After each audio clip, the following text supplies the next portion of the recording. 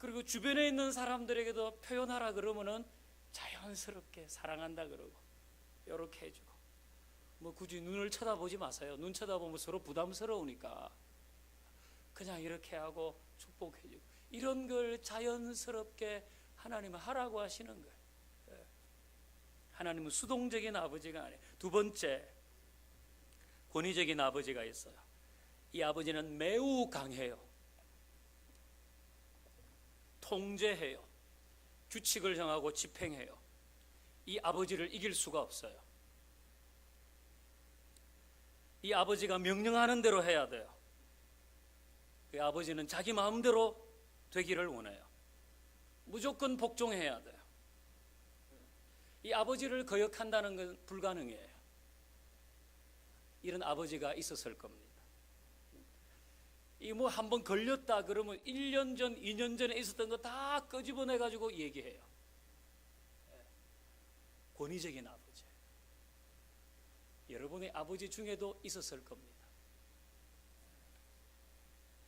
그래서 이런 아버지와 함께 생활한 사람은 하나님을 역시 친밀하게 만나기가 어려워요. 경직돼요.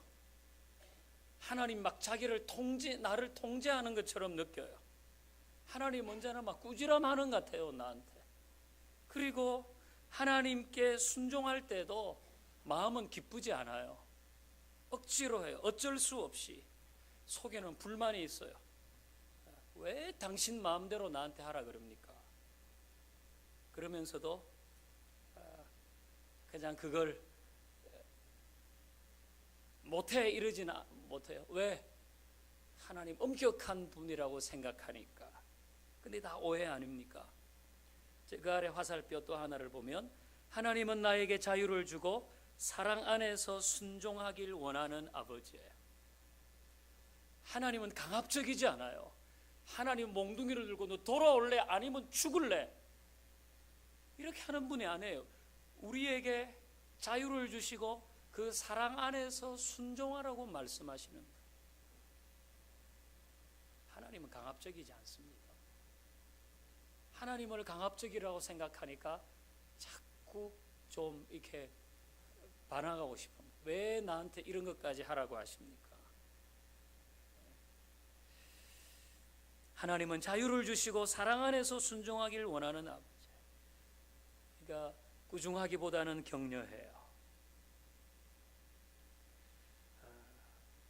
우리를 억압하는 분이 아니에요.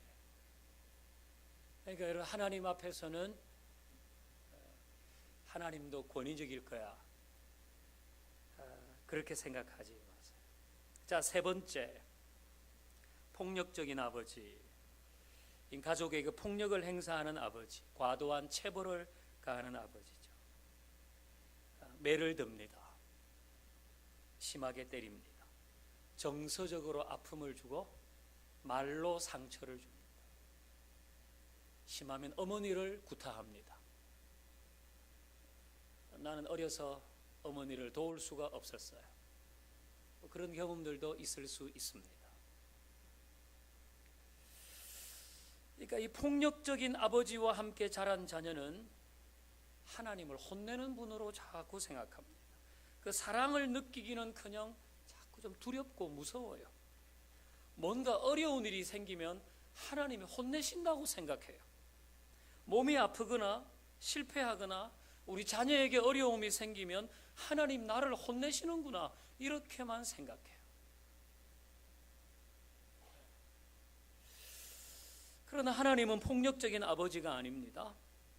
아래 화살표 보면 하나님은 무서운 아버지가 아니라 나를 지키고 그리고 나의 자의 아니고 나의 고통을 싸매어 주시는 좋은 아버지. 하나님은 폭력적인 분이 아닙니다. 막 혼내키고 꾸지람하는 분이 아닙니다. 이제 그 감옥에서 좀 나오셔야 돼요.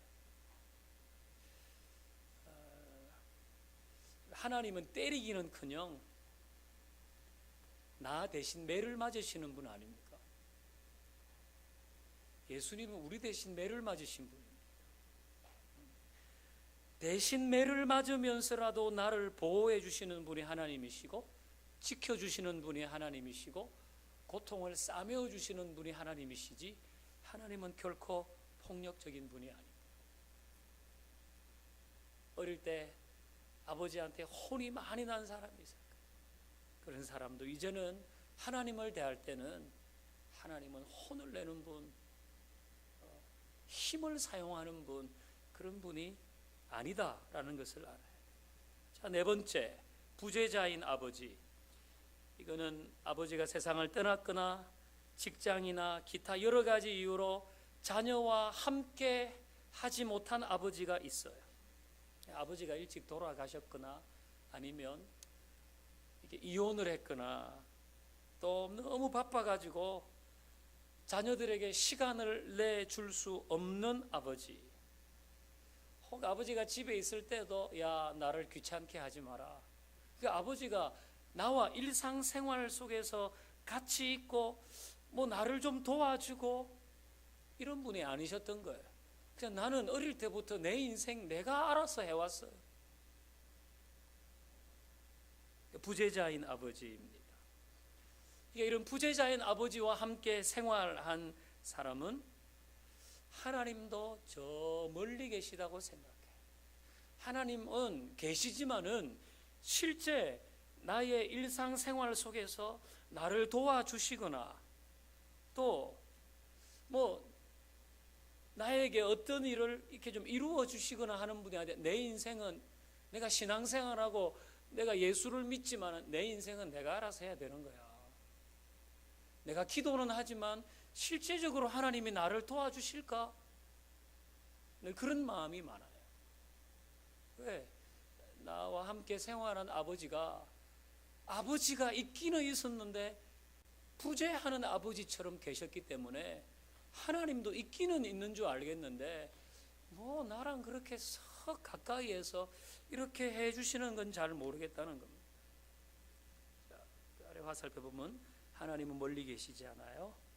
내 곁에서 도우시고 손을 잡으시고 함께 울고 웃으시는 아버지.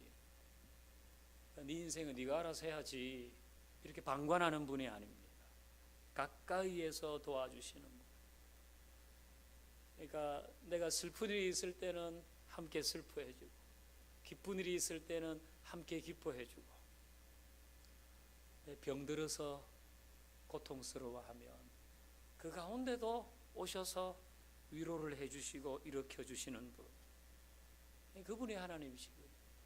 하나님은 우리를 떠나지 않으세요. 결코 떠나지 않으세요. 늘 우리의 일상과 함께 하신다는 것. 하나님은 부재자인 아버지가 아닙니다. 자, 마지막으로 하나님은 정죄하는 아버지도 아닙니다. 이 정죄하는 아버지는 작은 실수도 용납하지 않아요. 내가 100점을 5개 받고 70점을 1개 받으면 왜 70점을 1개 받았느냐, 이걸 가지고 뭐라고 하는 아버지. 그러니까 내가 얼마나 해야지 우리 아버지를 만족시킬 수 있을까? 내가 어떻게 하면 우리 아버지에게 야, 잘했다, 내가 설사 전 과목을 100점 맞는다 해도 다른 거 가지고 나를 꾸중하지 않을까? 그래서 아버지 앞에 늘 기가 죽어 있어요. 아버지 앞에 가면 늘 죄책감이 자꾸 생겨요. 그러니까 하나님 앞에서도 기가 죽어요. 하나님 앞에서 늘 죄책감이 자꾸 일어나요. 내가 얼마나, 그래서 꾸지람 듣지 않기 위해서 막 봉사하고 혼나지 않기 위해서 신앙생활 열심히 하려고 그러고 벌 받지 않으려고 남보다 더 열심히 하고, 이 정도면 사랑받을 수 있을까? 이 정도면 벌 안 하시겠지. 하나님 앞에서 그런 마음을 가지게 되죠. 근데 여러분, 하나님은 정죄하기보다는 용서하십니다. 실수해도 사랑으로 품어주시는 분이 하나님 아닙니까? 실수해도 품어주시는 분, 그리고 끊임없이 100가지 잘못하고 한 가지 잘했어요. 그럼 하나님은 한 가지 잘한 것에 대해서 격려해 주시는 분이 하나님이세요. 하나님을 그런 분으로 알아가야 돼요. 그런 분으로. 죄를 지어도 사랑으로 품어주시는 분 아닙니까? 하나님이 삼진 아웃했으면 여기 다 아웃됐지 뭐 여기까지 올 사람 어디 있습니까? 다 아웃됐죠. 우리는 이게 하나님은 정죄하는 분이 아니라 늘 사랑하고 품어주시는 분이시다. 자, 제가 뭐 간단하게 넘어갔는데요. 이제 2번 볼까요? 2번. 벌써 2번이에요. 오늘 빨리 마치겠어요. 보니까 나를 낳고 길러주신 나의 아버지가 있잖아요. 아버지가 있는데, 자 여러분 그 교재를 한번 쭉 앞에서부터 한번 쭉 훑어보십시오. 나의 아버지는 어떤 아버지였나? 그걸 먼저 한번 보십시오. 우리 아버지는 어떤 분이었지? 그 저의 아버지 정지태 목사의 아버지는 굉장히 수동적인 분이었어요. 경상남도 영덕에서 태어나셔가지고 마음은 있는 걸 제가 알았지만 뭐 표현 안 하셨어요. 표현 안 하셨어요.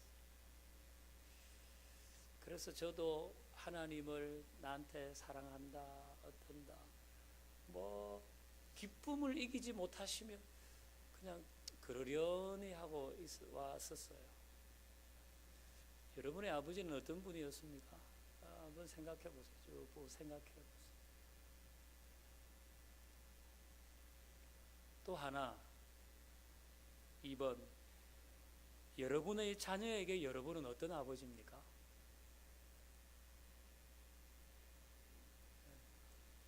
여러분의 자녀에게 여러분은 어떤 아버지인가? 그것도 한번 생각해 보십시오. 쭉.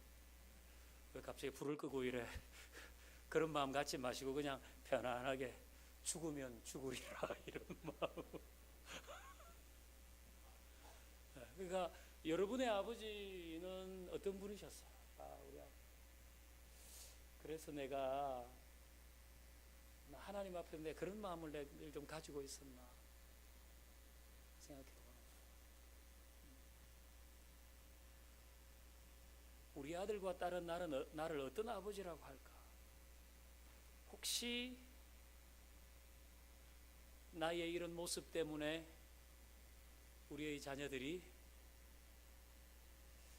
하나님을 친밀한 아버지로 만나는데 조금 어려움은 있지 않을까?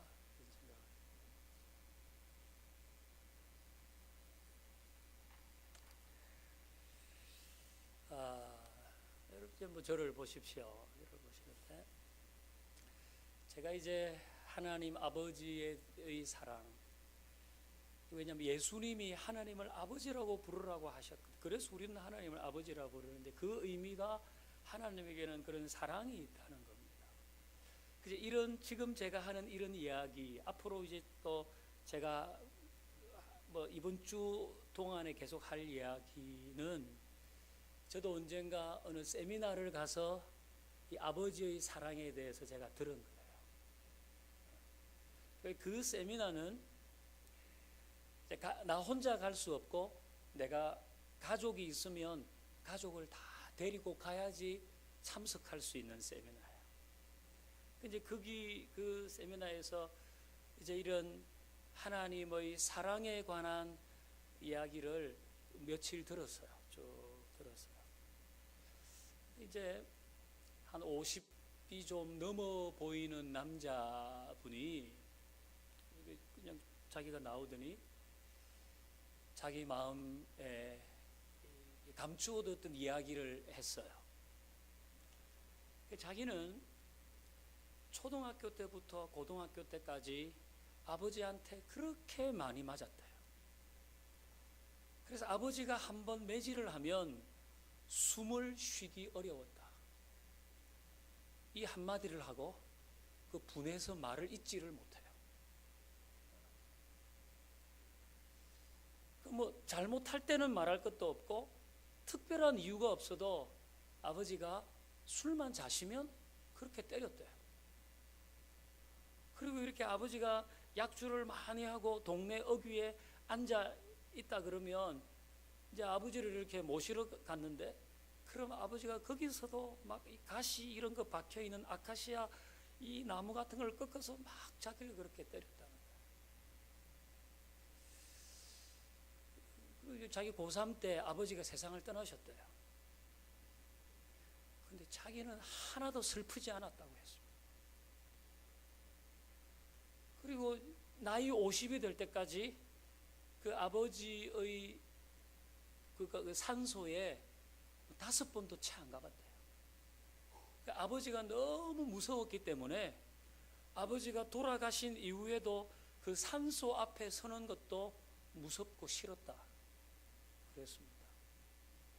어릴 때부터 교회는 나갔는데 뭐 하나님의 사랑 얘기 듣고 그 크신 하나님의 사랑 말로 다 형용 못하네 이런 찬송했지만 그냥 전혀 가슴에 다가오지 않는 그런 이야기였어요. 그리고 교회도 막 진작 떠나고 싶었는데 하나님께 혼날까 봐서 그냥 교회에 붙어 있었다고 얘기를 했어요. 그러다가 결혼을 하고 아버지가 됐는데 자기도 모르는 사이에 아이들에게 매질을 했다는 거예요.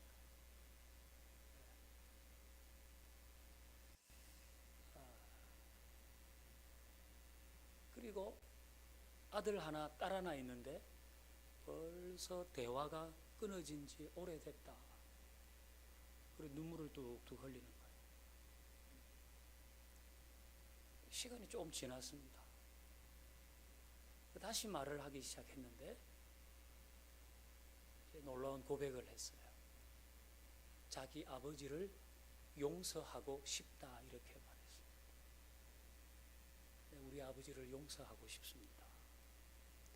평생 아버지에 대해서 분노했는데 아버지를 용서하고 싶다 이렇게 얘기를 하고 그 자리에 있는 자기 아들, 자기 딸, 자기 부인에게 무릎을 꿇고 용서를 빌었습니다. 아버지가 그동안 잘못했다. 그리고 엉엉 울어요. 그때 이제 나와서 얘기하는 그분의 마음에 하나님이 조용히 말씀을 하셨다. 나는 너의 아버지와 같지 않다. 나는 너를 사랑하는 아버지다. 사랑하는 아들아, 나는 너를 아버지로 만나고 싶었다.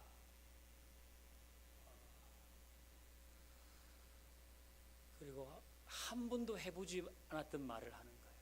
아버지 사랑합니다. 아버지 사랑합니다. 아버지 사랑합니다. 그러니까 자기 마음에 넣어두었던 감정을 막 표현하니까 자기도 주체를 못하는 거야. 그래서 막 애처럼 울어요. 거기에 모여있는 모든 사람들이 같이 울었습니다. 그러니까 그분이 하나님을 친밀한 아버지로 그렇게 만났습니다.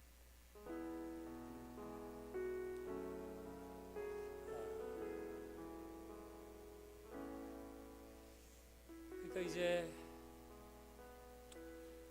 여러분의 아버지가 다 계시잖아요. 혹시 여러분의 아버지 중에 내가 좀 용서해야 되거나 아니면 이해해야 될 아버지의 모습이 있을 수도 있습니다.